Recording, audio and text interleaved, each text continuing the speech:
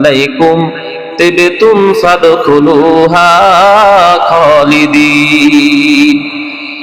ফেরেশতারা সালাম জানাবে, সালামুন আলাইকুম, তোমাদের উপরে শান্তি বর্ষিত হোক। তিবতুম ফাদখুলুহা খালিদিন, তোমরা কল্যাণময় হয়েছো। ফাদখুলুহা খালিদিন, চিরস্থায়ীর জন্য জান্নাতে প্রবেশ করো।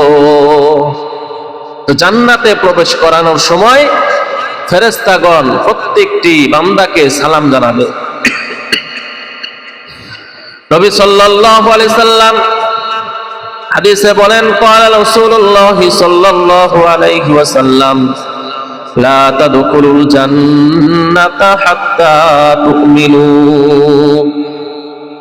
তোমরা ততক্ষণ পর্যন্ত জান্নাতে প্রবেশ করতে পারবা না, হাত্তা তুমিনু, যতক্ষণ না তোমরা মুমিন হও। ওয়ালা তুমিনু হাত্তা তাহাব্বু, তোমরা ততক্ষণ পর্যন্ত মুমিন হতে পারবা না, হাত্তা তাহাব্বু, যতক্ষণ পর্যন্ত তোমরা একে অপরকে ভালো না বাসবা, মুহাব্বত না করবা। যতক্ষণ পর্যন্ত তোমরা একে অপরকে ভালোবাসতে পারবা, তখন তোমরা খাঁটি মুমিন হতে পারবা।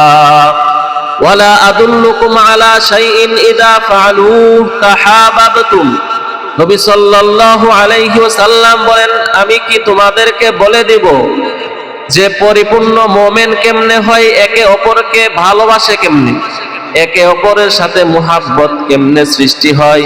নবী সাল্লাল্লাহু আলাইহি সাল্লাম বলেন, আফসুস সালামা বাইনাকুম, পরস্পরের ভিতরে সালাম বিনিময় করা। পরস্পরের ভিতরে সালাম বিনিময় করার মাধ্যমে ভালোবাসা মুহাব্বতের বন্ধন আল্লাহ পাক রব্বুল আলামিন মজবুত করে দেন।